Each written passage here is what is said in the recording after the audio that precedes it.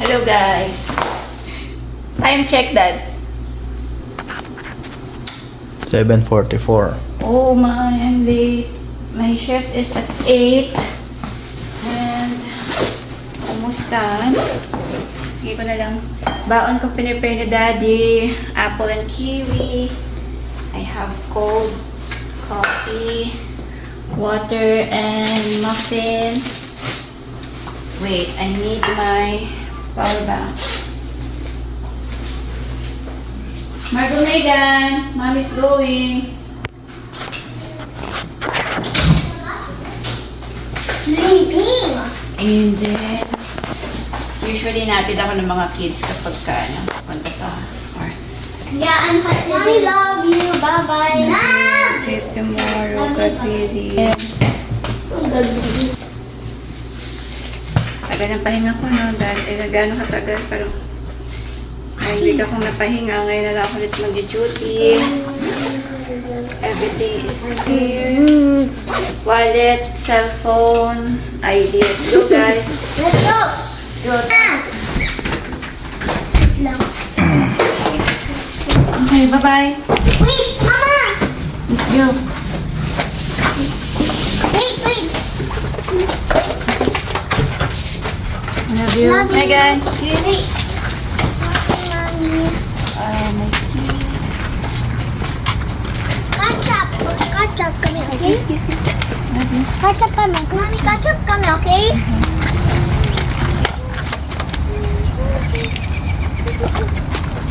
Mommy, I'm the youngest. You need to drive me first. Faster. Click and then start. Huh? You have to press that and then start. No, that. Start. Knock, yes, you're left. Faster, I'm late. First. Start. Ilang oras na? Okay, Mommy, heart. Yung ano mo, alam mo na ba? Kabila ba? Ha? Bye-bye, guys. Bye. Okay. Dito. Go. Mommy, bye. Bye-bye, love you. Mommy, bye. Bye-bye. Pilit na kayo, baka magulungan kayo. Okay, let's go. I'm late.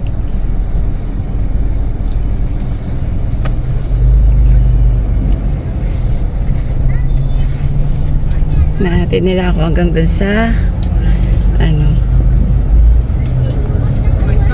dun sa labasan. Wait daw, binibilisan ko na kasi late na ako.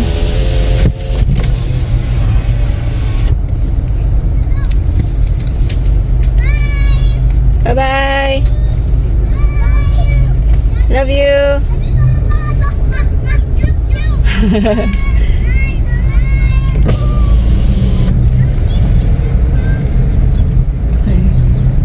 Usually, pagka ganito, wala ba ako naiwan? Wallet, cellphone, ID.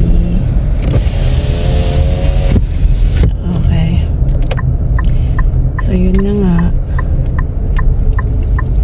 Halos 1 week tayong walang duty.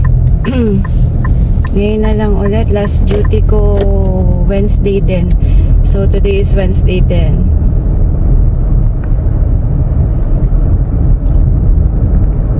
Kaya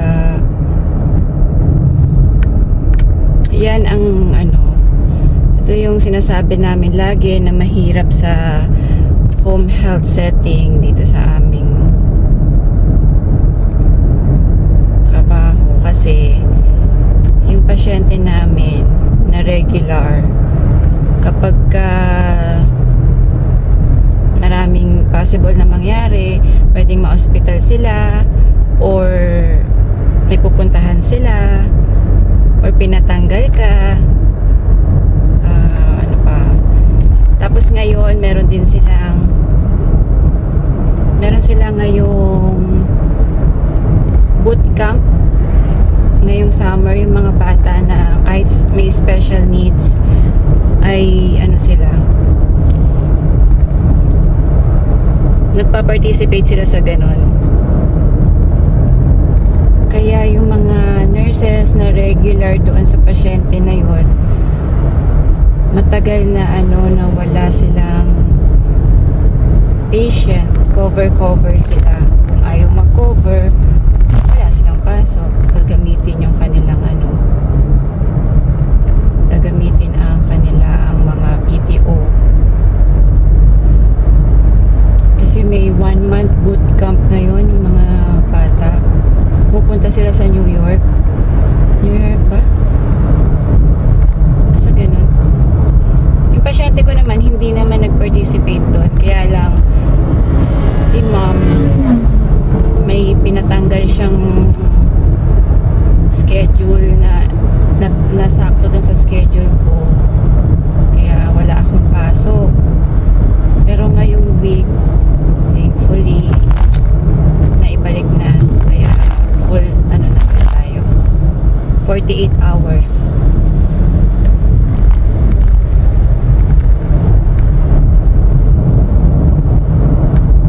Okay.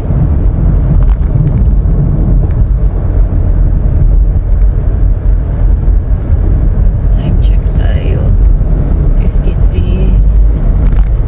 We still have 7 minutes.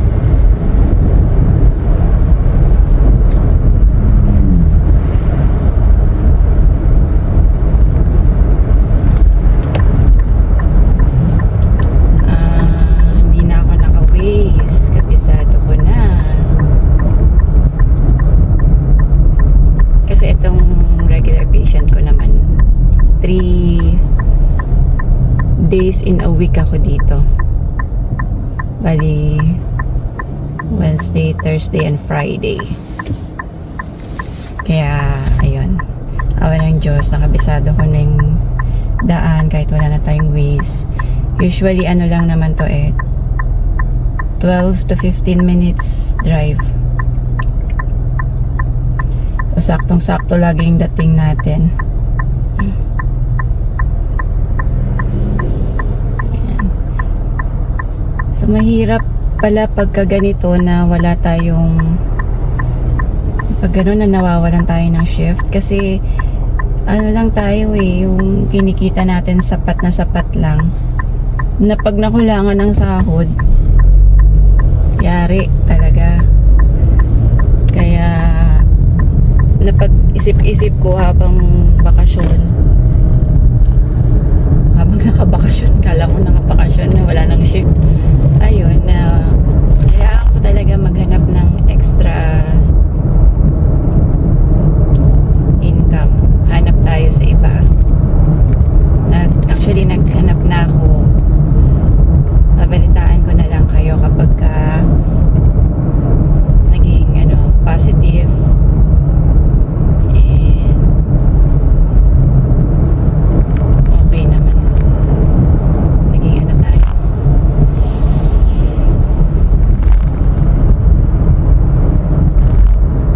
Kasi nung nakaraan, di ba, naalala nyo yung nag-part-time tayo sa nursing home. Hindi natin yun kinaya. Siguro na culture shock tayo. Pero ngayon, mindset na ako. Mas naiintindihan ko na, mas gamay ko na. So, hopefully, hindi tayo mas madaling sumuko this time. Iba kasi talaga kapag may inspirasyon tayo magtrabaho. Actually, ngayong 7 months na ako parang iba na yung perspective natin.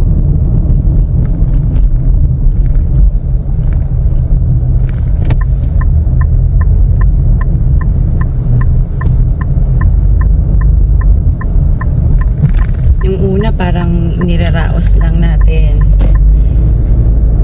Hindi pa natin masyadong na-appreciate lahat. Pero ngayon, unti-unti na nating na-enjoy and we're looking for more. Parang kapag ka nawala na sa atin yung shift or nawala nawalan tayo trabaho, parang hindi na tayo sanay. We're looking for additional.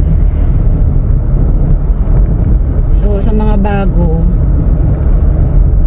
no, talagang mararamdaman natin yon lahat.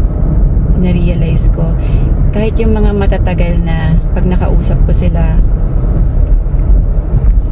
iisa lang din yung sinasabi nila. Kumbaga, nakaka-relate din naman tayo lahat sa pinagdadaanan ng isa't isa. So, parang walang makakaligtas sa ganon, na kapag bago ka talaga, pagdadaanan mo talaga lahat. Homesick, maninibago ka, ma-overwhelm. Diba? Minsan, maki-question natin kung tama ba yung desisyon natin na nandito tayo. Mga ganon. Pero, give it a time lang. 6 months, 7 months, makaka-adjust din tayo. Mga kaibigan ko nga, lagi akong niloloko na lagi ko silang sinasabihan na uwi na ako Pinas, ganyan. Kasi, and hindi lang pala ako yung ganun. Lahat naman pala talaga tayo pinagdadaanan yun. Kasi nalaman ko yung mga bagong dating, yung mga nakakausap ko. Ganoon din, gusto na rin umuwi. Ngayon ako na yung nagpapalakas ng loob nila na sa umpisa lang yan, ganyan, nagbibigay ako ng mga tips kung paano nila yun malalagpasan. Ngayon,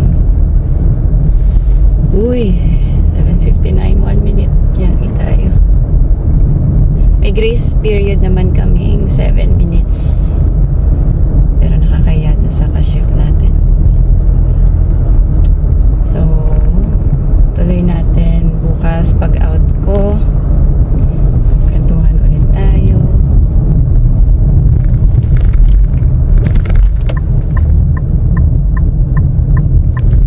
Mapark na ako.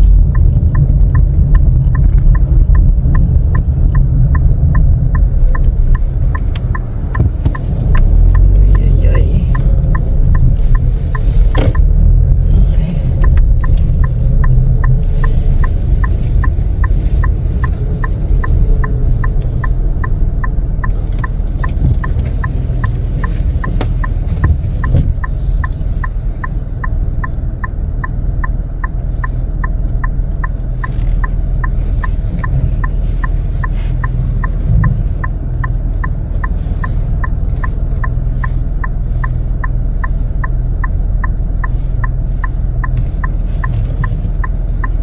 Okay.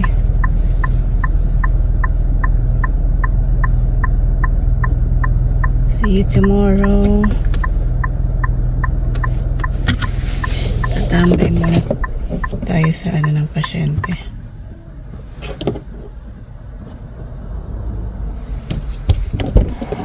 Bantay muna tayo ng tulog. Go guys. Bye. Good morning. Kakalabas ko lang. So, out na tayo. Time check. It's 8:07.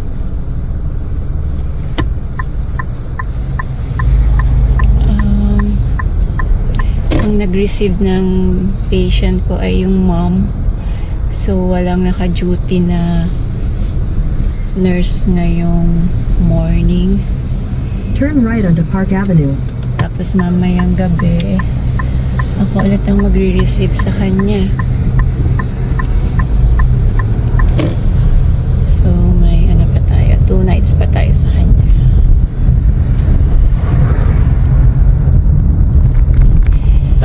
It's gloomy morning. Magkakaroon na naman yata ng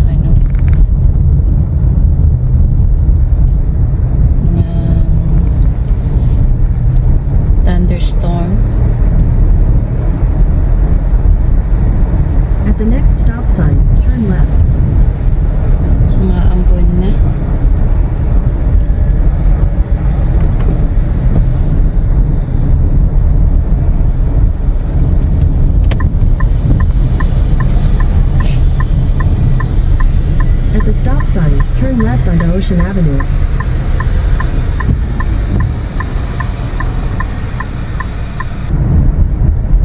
Unusual daw yung weather ngayon dito kasi usually kapag mag-August mas mainit dapat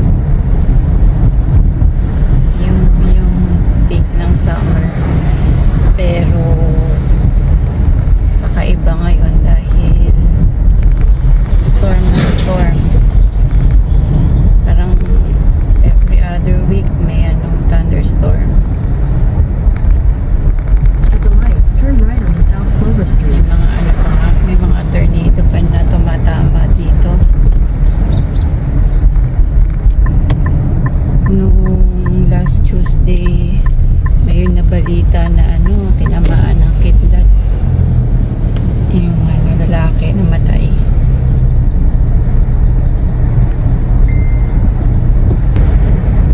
So pag uwi natin, naka-prepare na yan si Daddy ng breakfast.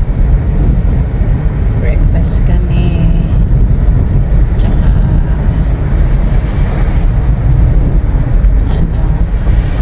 nanood kami ng mga vlogs yan ng banding namin sa umaga. Tapos mag-ano na ako. Prepare na ako matulog. Go past this light. Then, at the next one, turn left onto Cedar Bridge Avenue. Turn left onto Cedar Bridge Avenue.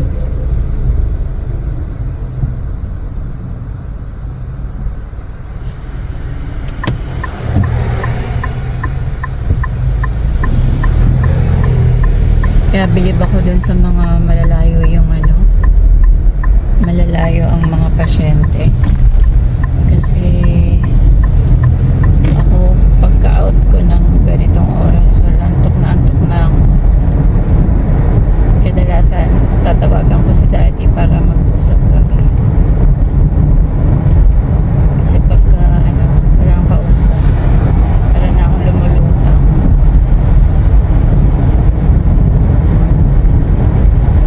Lang yun, mga 15 minutes drive lang. Paano pa yung mga iba na more than an hour ang drive? Hindi ko kaya eh.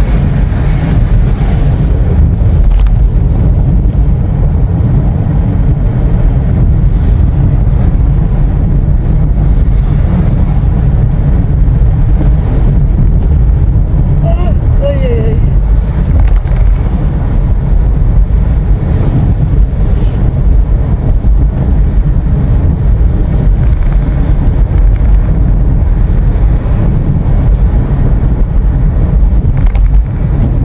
In 600 meters, turn right onto New Hampshire Avenue.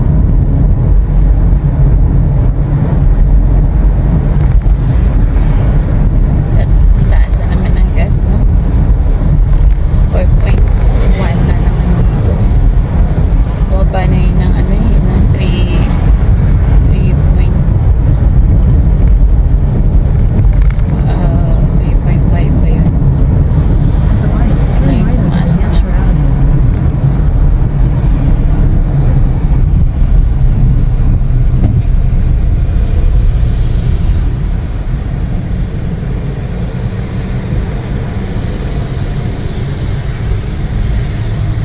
Tapos may mga kakilala ako na mga town kids, nurses or husband ng mga nurses na nag-military, pumasok sa military. Reserved sila pero ngayon dinedeploy na sila sa sa war. So nakakatakot yun. Can't imagine yung feeling ng asawa mo i-deploy sa war.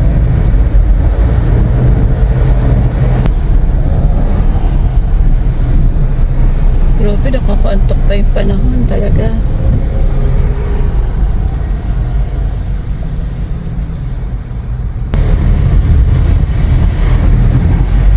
Gutom na din ako. Excited na ako sa pag-prepare ni Daddy nga. Breakfast natin.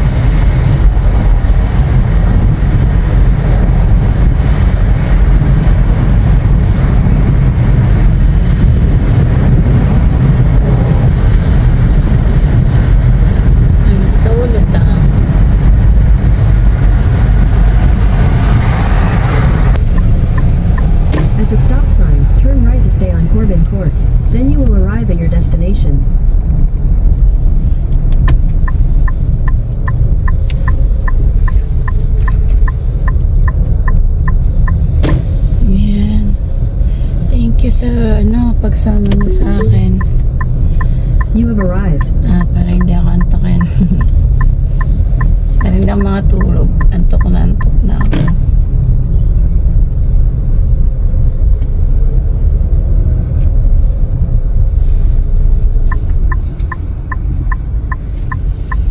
I'm so good, Tom.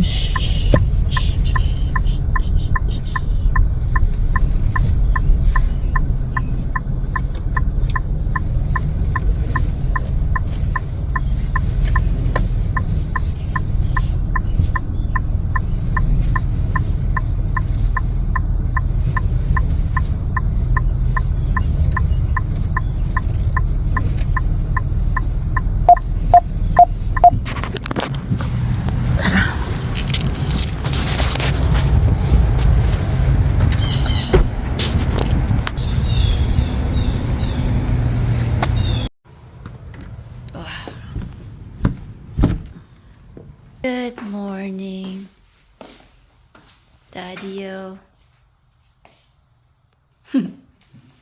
What did you prepare? Not yet ready. I'm so hungry now. Ito na ang aking breakfast na ni-ready ni Daddy. Meron tayong mee goreng and bagel with cinnamon and paborito nating matcha green tea. Tum na ako. Bago tayo kumain, meron tayong gustong i-shout out. May nagpapa-shout out kay Daddy. Sige ako. So, shoutout ko lang si Jomar, ang aking kaklase nung high school. Oh, hi, Jomar. Tropa ko yan, nung classmate ko yan. Tapos, napanood niya lang tayo kasi yung misis niya, nurse din, di ba? Oo, So, nakakatawa. nanonood sila siguro ng vlog. Tapos, nakita niya ng mga vlogs, tapos nakita niya yung vlog natin. Yun, so, yun, shoutout sa'yo, Jomar, see you soon. Dati sa Karawatan lang tayo naglalakad ngayon. Dito na sa US. Oh, yun. Thank you so much. Nakakatuwa no na may mga nakakapanood sa atin na kakilala natin. Yun.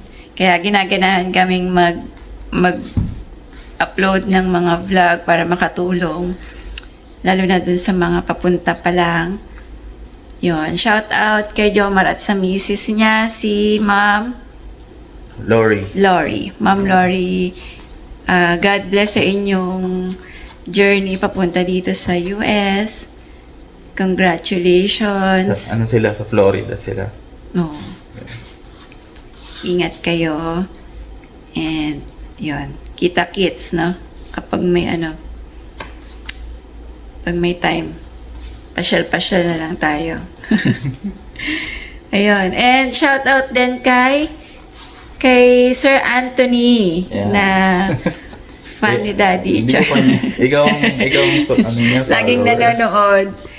Pero ako kasi yung ka-message niya. Oo, nakakatawa na. Dami nagme-message kay Daddy. Pennsylvania yun, sa Pennsylvania. Oo. Yun yung malapit sa atin, ano? Medyo, Oo. yung mga 2 hours drive. Ayun. And sa kanyang misis, nakikita ko yung mga post nyo. Nakikita ko naman. Masaya kayo dyan.